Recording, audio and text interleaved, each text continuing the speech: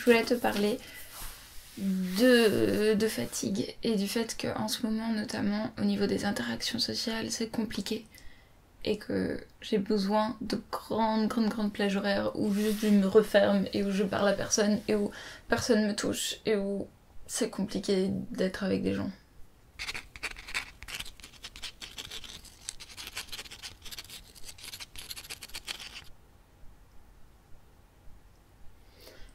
J'ai l'impression que ce type de repos et ce type de besoin, le fait d'être coupé des gens et de pas forcément parler et de pas avoir à interagir, c'est quelque chose qui est moins pris en compte que les douleurs par exemple.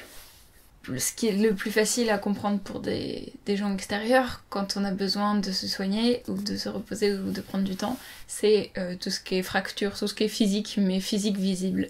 Où t'as le médecin qui dit alors là effectivement on voit sur la radio que là c'est cassé, il va falloir mettre un plâtre, il va falloir se reposer du bras. Après il y a le coup des douleurs, et je parle de choses que j'ai vécues personnellement, donc peut-être qu'il y a d'autres exemples, et n'hésite pas à parler en commentaire et à raconter tes expériences et ce que t'as vécu. Mais là je parle du coup de ce qui m'est arrivé. Donc il y a le coup de la fracture, où là c'est évidemment il y a besoin, et t'as les preuves et c'est acquis en fait, personne n'ira remettre en question le fait que t'as une fracture et qu'il faille un plâtre. Après il y a les douleurs, et les douleurs dans le cadre d'une maladie chronique c'est un peu différent et ça dépend des personnes en fait. Je pense que les gens autour de moi sont conscients que j'ai mal, mais ils sont pas conscients tout le temps comme je suis que j'ai mal, et ils sont pas forcément conscients de ce que ça implique et du fait que ça me fatigue et que je peux pas faire autant. Quand je suis avec des gens en fait je fais un effort actif pour sourire, je fais un effort actif pour parler, je fais un effort actif. Et là, je viens de remarquer quelque chose, mais je pense que ça se voit que je suis fatiguée parce que j'arrive pas à regarder un point fixe, j'arrive pas à te regarder, je regarde un peu sur le côté, mais ça se voit que c'est compliqué en ce moment. Et après, il y a tout ce qui est au niveau cognitif et au niveau psychologique ou psychiatrique. Non, c'est quoi? Psychique. C'est psychique le mot, il me semble. Donc au niveau cognitif et au niveau psychique.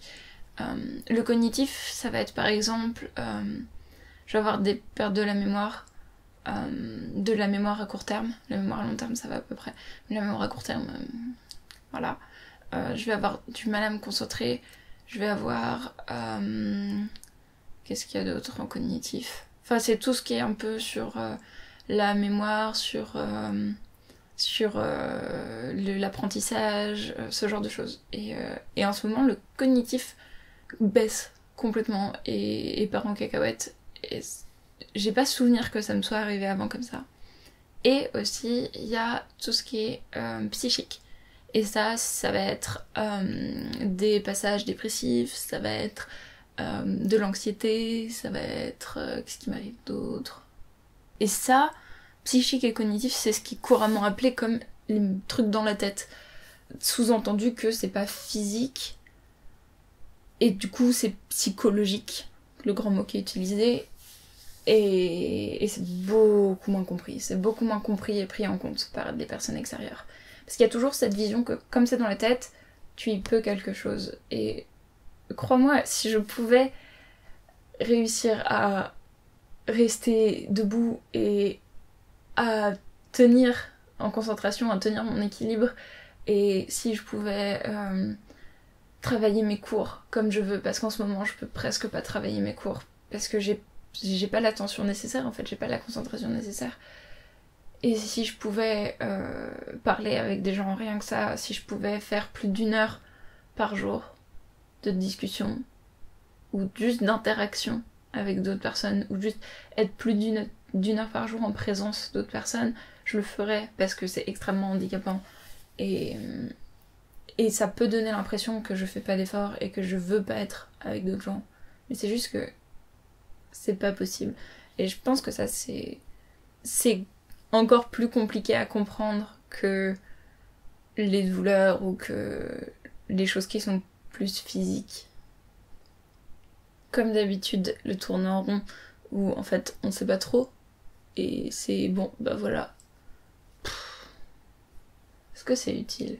Mais oui, c'est utile. Je sais que c'est plus ou moins utile quand je fais des vidéos, mais surtout en ce moment, j'ai du mal à vraiment réaliser ça et, et je piétine et je rage parce que j'ai écrit des choses, j'ai des scripts, pour faire des vidéos construites et des vidéos que je sais qu'elles serviront, enfin je sais qu'elles serviront et je peux pas parce que je suis pas assez bien.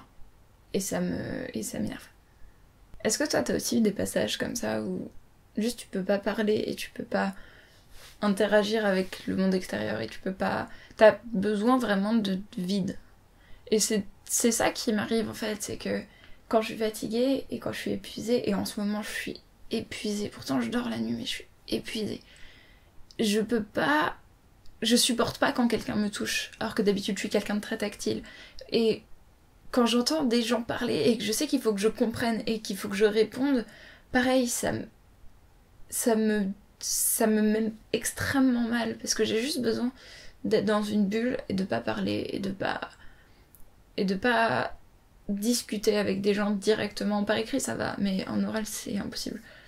Et c'est compliqué au niveau social de gérer ça parce que je pense que ça fait aussi peur à mes proches. Et certains doivent se dire mais enfin, mais ça veut dire que tu vas pas bien et ça veut dire que... Oui, je sais.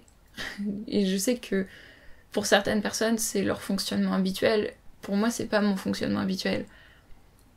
Et je suis juste dans une période où j'ai besoin d'être dans ma bulle et de pas parler. Et d'être isolée complètement. Parce qu'il faut que je me repose et il faut que je retrouve de l'énergie. J'espère que toi, tu vas bien. Et que...